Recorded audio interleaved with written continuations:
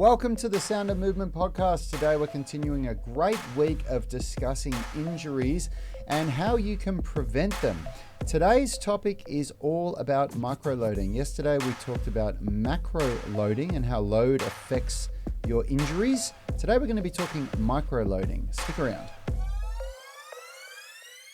Let's rock, everyone. If you're new to the tribe, Rich is behind the mix. Phil and Nilesh are at the table with me, and I am Rad Burmeister. We are Unity Gym, experts at turning driven people into athletes. This episode is brought to you by our rehab programs, the Unity Gym rehab programs. They are really, really good for helping people get started if you don't know how to get off the start line when you've got an injury. Now, you can get daily coaching by us, plus our Epic Foundations Prep Program and revolutionary structural balance blueprint to create your ideal program and optimize your performance if you jump on board and grab your first free month free on the UMS online coaching program. Now, I'm excited to announce that we have an epic 72-hour flash sale coming up this Friday for our rehab program. So for any of you that are dealing with injuries that you just can't seem to shake, this is going to be a really good opportunity for you to see how we deal with them. So don't miss out. It's going to go live this Friday. Before we get started, warm welcome if you're on the live stream in the UMS Movement Mastermind Facebook group. Leave a comment and we'll send you some love. Remember, anyone can join and interact with us. And lastly, shout out to our YouTube athletes catching the replay. Hit the like button to support the channel and subscribe if you like what you see. So joining us today, we have Phil White and Nilesh Murty from ADPT Physio. How are you today, guys? Really well. Going well, thank you. Yeah, we've just had a good productive meeting about trying to start to launch our own content and social media this morning, because if anyone has been following along, we've got our pages up but haven't started posting yet because we've been planning big things. So watch this space, and if you haven't already, do jump onto Instagram or Facebook and follow ADPT Physio. Rock on, rock on. And today this is going to be a really good show because, you know, if you're here tuning in wanting to learn about injuries, then, you know, we've got two of the best sports physios around that I've ever met, and they're going to be talking through this great topic of micro-loading technique and biomechanics. So Phil, do you want to get us started off by talking about what micro-loading is? Yeah, so if we go back to Monday when we first started talking about this whole big topic, we were talking about how we can look to prevent injuries and basically also how we can look back on what we've done in the past that's maybe caused injuries to start in the first place. And we had a bit of a differentiation between acute traumatic injuries and more of these sort of insidious onset either like kind of, I don't like the term overuse, but basically like a loading error injury, which can kind of turn up in the form of either something like a tendinopathy, or it can turn up in something like a bit of a joint aggravation. So, and they do have quite specific different approaches to rehab them, but they usually come from these ideas of like a loading error. So you've gone from doing something too hard too soon, and again, I love, and we keep bringing it up, the phrase that Nilesh had for it's not high load that gets you, it's how you get there. So it's what we've been talking about over the last couple of days is basically like how can you troubleshoot and how can you plan to basically get your loading parameters right and get this idea of load management right, which we often talk about, but now we want to get into the nitty gritty about what is load management. Yeah. And yesterday we talked about macro loading, which is all about basically like the big picture stuff with your exercise programming and also what you're doing outside of the gym. But now today we're looking at kind of specifics of how you do movements and how you can tweak different variables within the movement, or different techniques you can do, or basically different variations and progressions of movements to either like deload certain structures that are injured or prepare your body for a certain demand of a sport or goal that you're trying to achieve. Yep. Yeah, awesome. And if you don't yet know, if you're wondering what load means, load is really, you know, we have the macro and the micro loading that Phil just talked about, and load is really itself the combination of intensity and volume. And volume refers to how much of something you're doing. So how many reps, how many sets within a workout, or how long you ran for, and how many times a week you do it. That's volume.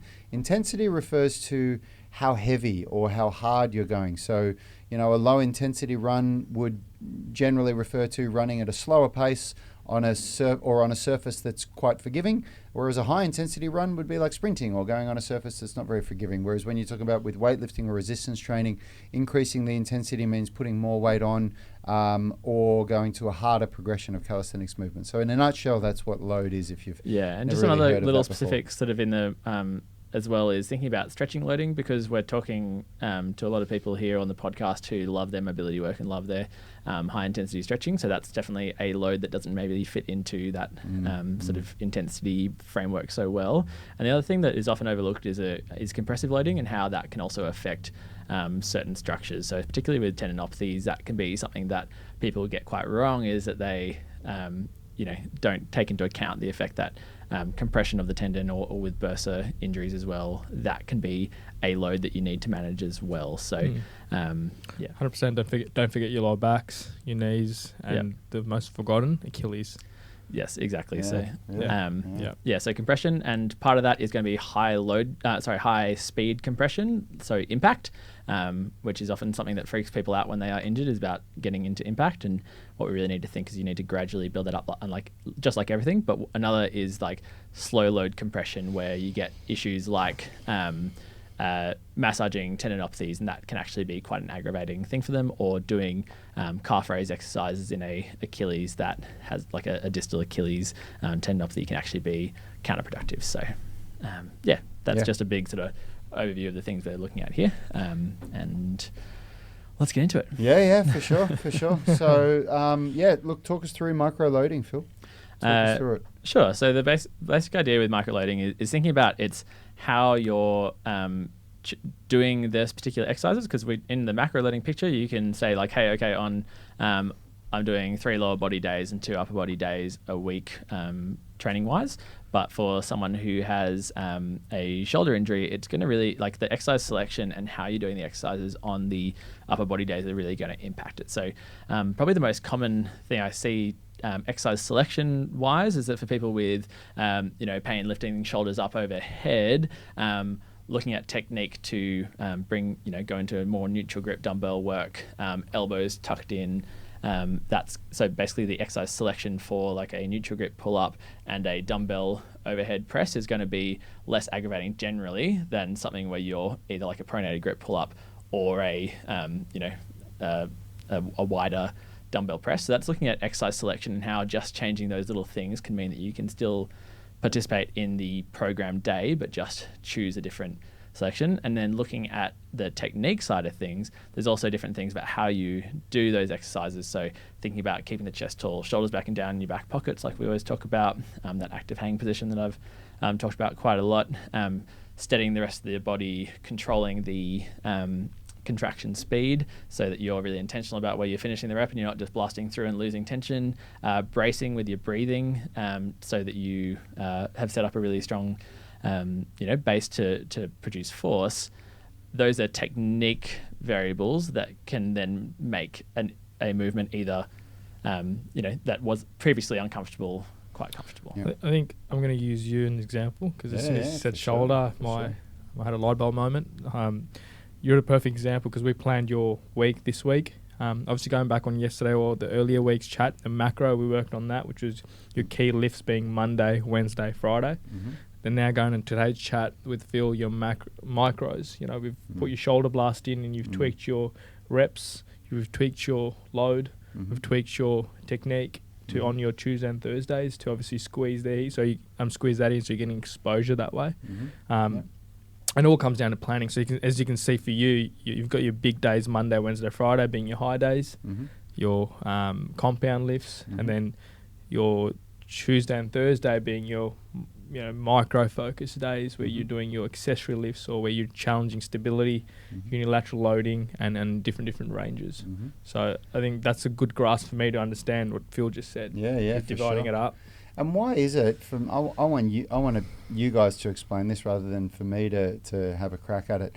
But why is it that you can have a shoulder injury and you can be doing something a certain way, and it really, really hurts and it aggravates it and it makes things worse? But when you use these micro-loading principles by doing a different variation of the exercise or a different way of bracing your scapula or shoulders, whatever, why is it that you can go from doing something that makes an injury worse to doing something that makes it better? I think it's simply defined with mechanical advantage. Yeah. So you put yourself in a position with shorter, longer levers, get your torso involved, or get your sling kinetic change involved, whatever you want to call it, to get you in a mechanical advantage position to lift pain-free or being asymptomatic.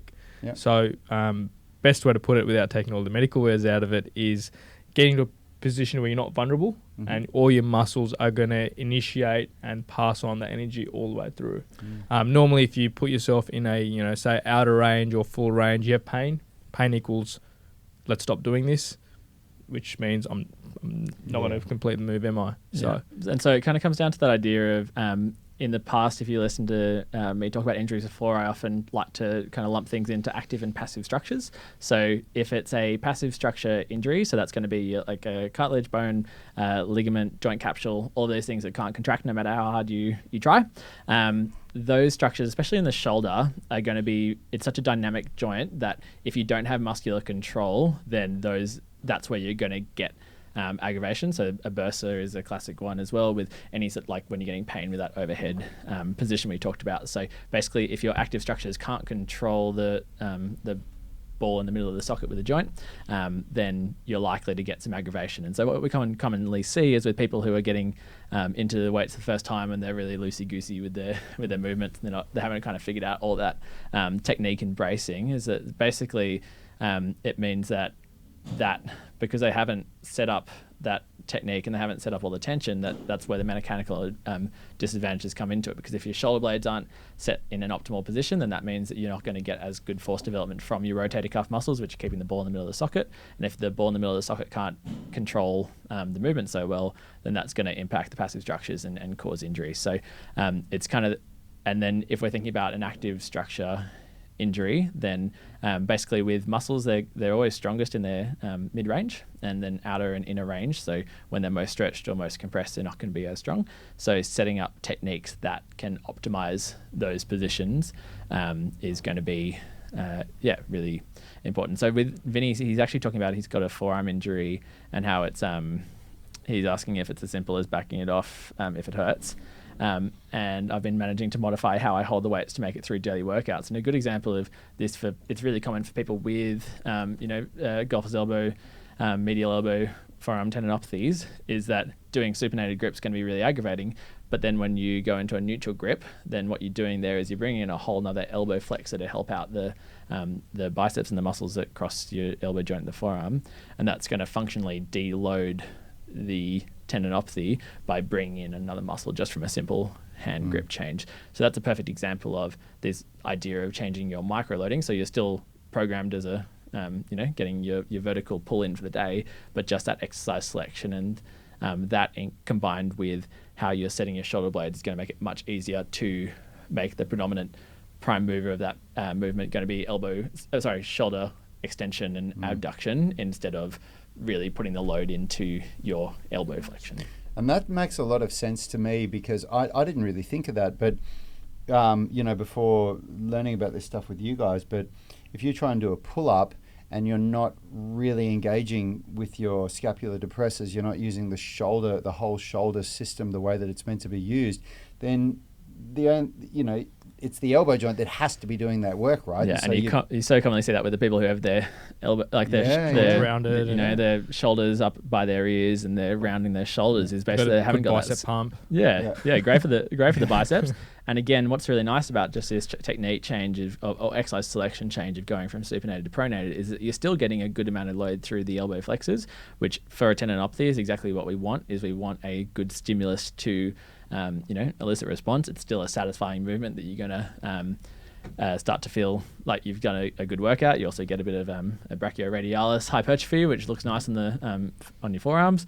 And it's just a great way of just having that little bit of knowledge can help you stay engaged in your training instead of being like, stupid pull-ups that I can't do them. So. Yeah, and man, I've experienced that. Like when I had my golfer's elbow, I really experienced that. With a supinated grip, there was just no chance. But when I went to a neutral grip or a pronated grip, I could still work through it. Exactly. It's quite amazing. So micro loading, it's not just the exercise selection, but it's it's the way that you're really using the whole kinetic chain, right? Like it's the way that, like for a pull-up, you're using the core, the shoulder, the elbow, the wrist joint to be able to disperse the load the way that the body wants it. Exactly. And I think another good example that I'm sure plenty of people have come across in the past is with getting into running for the first time. And a lot of people will, even if you have a really well-programmed running program where you have, a steady state day and a day where you're doing maybe more hill sprints, then maybe like another day where you're doing walk-run intervals. Which is all macro loading, right? Yeah, looking at that kind of big macro loading picture, like you'd look at that and be like, tick, this person's got a great sort of introduction to running. Yeah. But then you watch them run and, they're running on their toes and their knees are like flopping out to the sides and, they start to get a bit of pain in their calves and a bit of pain in their hips. Then you can see how if you compared that to someone who, has a really nice running technique, that there's probably going to be some, changes in what part of the kinetic chain that's loading. So for someone who's bouncing around on the toes, they might be quite quick, but that's going to really quickly cook the calves, and because you're putting that tendon in the Achilles under so much of the stretch shortening cycle, which is basically that spring-like action, which can become really quite fatiguing, and then you get an Achilles tendinopathy. Whereas if you're looking at someone who has a slightly more sort of mid-foot strike, who can use the extensors in their hip, the extensors at their knee, and then, still using the plantar flexors, your calves, but at a slightly lower intensity comparatively, then that person's probably going to be able to build up their running a bit more effectively. Now, I do want to kind of cover this in a big blanket of there's a lot of look into, I guess, optimal technique, and it is so variable with person to person, and some people will have just genetic makeup that, they have really particularly resilient tendons and function better when they are bounding along forefoot. But I think the key message, the key takeaway is consider this as something that will impact what you're doing. You can't just get a perfect program. You have to look at how you're doing it as well. Yep. Okay, cool. So I was just thinking with Nilesh on the show and all the experience kind of from the sporting world, I've just been blown away with some of the spreadsheets you've shown me with the just the level of detail in the exercise progressions, and this is something that's I love about the Unity program is there's the fundamental movements and there's progressions through each of them. But mate, that spreadsheet's kind of whole nother level of fine detail. So do you want to maybe just give an insight into kind of how that comes into play practically with rehabbing athletes? I think it gives us a pathway, or a graded pathway, which we've been able to put into you. You go through obviously different phases like you do with any program, and which is focused on strength, weight loss, mobility, whatever it is. But it's you'll have your load introduction, where you want to. We'll go back. It's protection phase. Mm-hmm. So for you or anyone, it's about getting the symptoms, decrease symptoms and so forth, and get them moving. Then it's load introduction comes in, which is where we start having bilateral lifts, or just getting movement going through reps of 10 to 12, or as every physio does, 3 by 12. Is it? That's a physio joke, by the way. Yeah, really. It used to be 10, but I think, yeah. But no, so you just get them moving, tick them over, introduce load, but then comes the strength accumulation phase, which again, go into detail. That's when your bilateral loads turn into unilateral loads. So again, 2 leg to 1 leg. 2 leg to 1 leg. So example, a barbell bridge, double leg barbell bridge we spoke about earlier before the potty, turns into a split stance. Mm-hmm. So you start biasing, which turns into then a single leg, which is what we call unilateral loading in the physio world. So that's how a progression pathway goes. Along that pathway comes speed of contraction. So example, how quick you're doing your 1 to 6 reps, or 1 to 12 reps, or high speed exposure, or decel. Again, there's so many different components I think look just because you've gone over so much good stuff there, really understanding that kind of idea about the speed of contraction is key for when you're getting into something like a sport where you're doing, running, changing direction, both the ability to contract quickly in the concentric phase. So basically being able to push off and create a lot of power is really key, and you've got to get your muscles used to that, but you also have to get your joints used to that as well. But then the really key thing is also being able to decelerate, and that's so commonly where you see those hamstring injuries, is where someone's just started sprinting and their legs whipping through, and then suddenly you can't control the knee coming to what we call terminal extension back to that neutral position in running, and that's where people will tear their hammy. And so that's where understanding and guys, if you look at any indie programs, like it always has that tempo in there. Like follow that tempo; it's there for a reason. There are ones where you're doing those brutal, really long, slow eccentrics, which is basically kind of building up a bit of capacity to lengthen under tension. But then if you do want to do something sport specific, like keep in mind what that sport needs and practice it. If you're getting into, like, I'm a really keen beach volleyballer these days, and like, you know, working on your plyometric work, you can't just go from 0 to like super heavy, like super high box jumps, which is what I did when I first started getting into the gym a couple of years ago, and gave myself some really aggravated FAI and a whole bunch of issues. But, you know, starting with depth drops, so you're just getting used to that, you know, that impact force, and then building up step by step. So exactly right. Yeah, awesome. Spot on.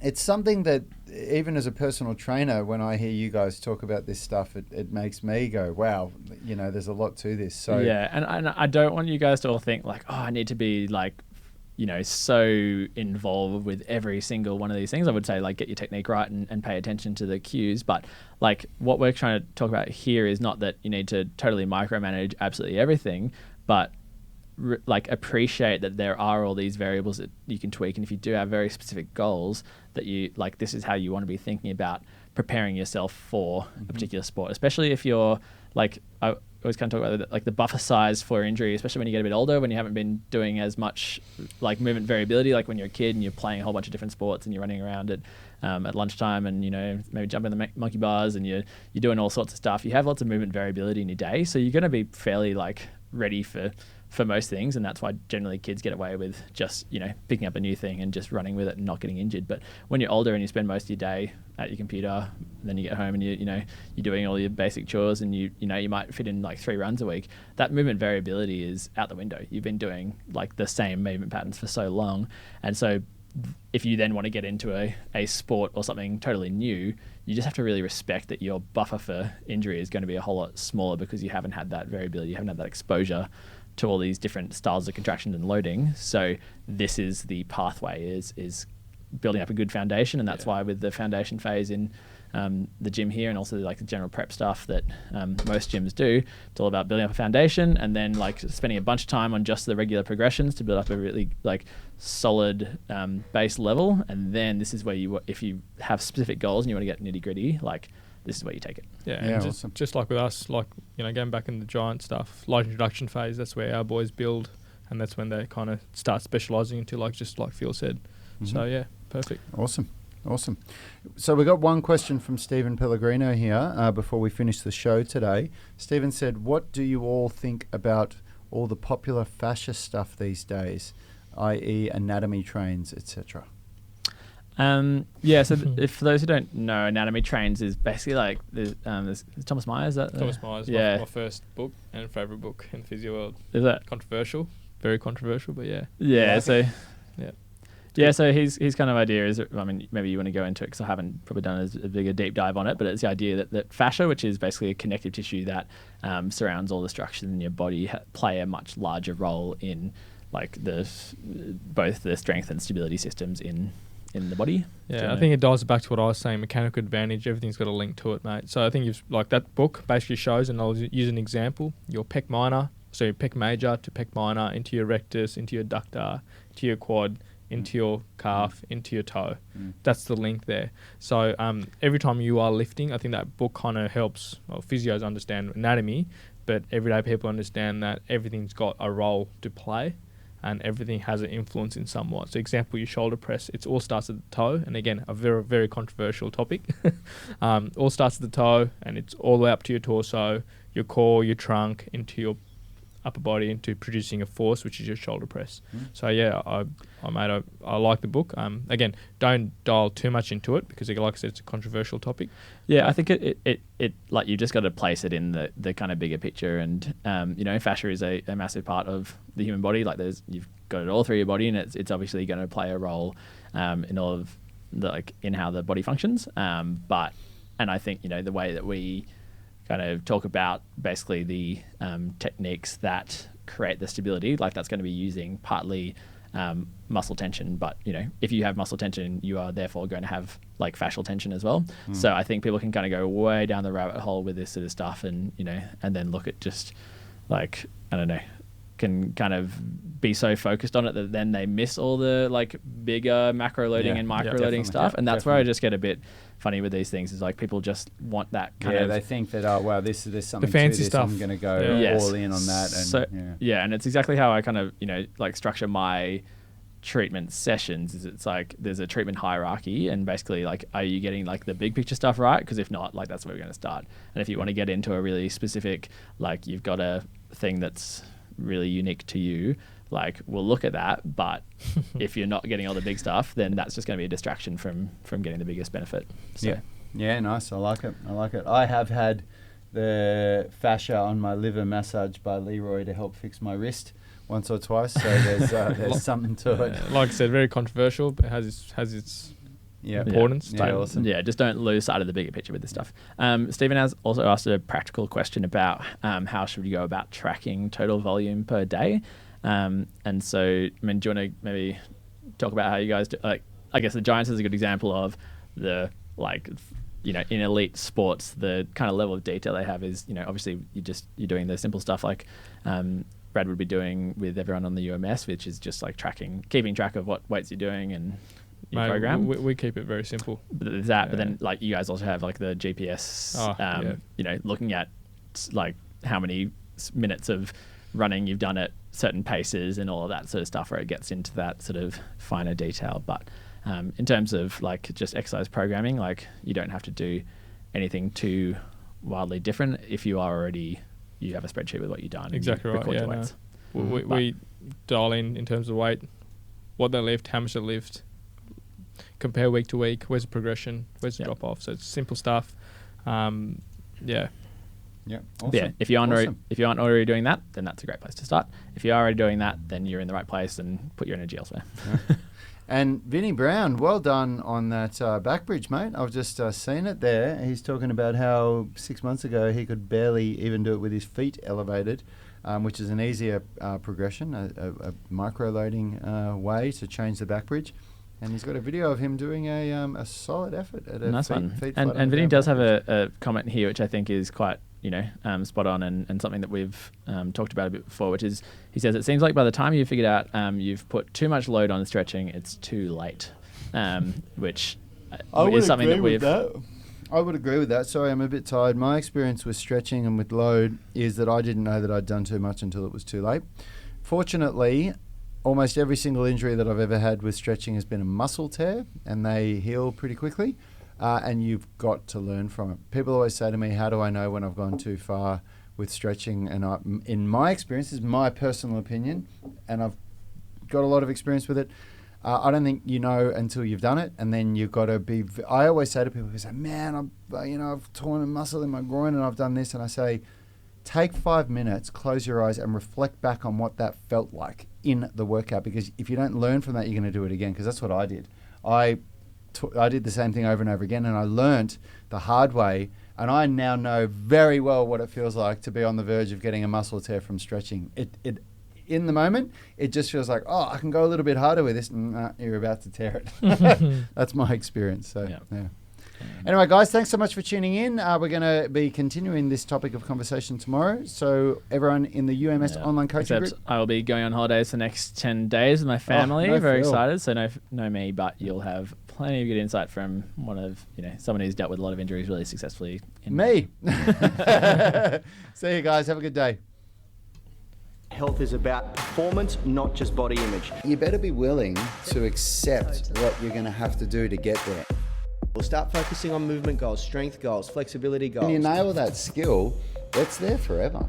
The body image goal doesn't get you that far. It's the consistency and frequency that's going to get you there. It's not the intensity. There's no shortcuts to mastery and movement. Destination doesn't change overnight, but your direction will. The gym is not the place to beat up the body that you hate. It's the place to build the body that you love. We are the gym that teaches people how to move instead of just exercise, because we believe that health is about performance, not just body image.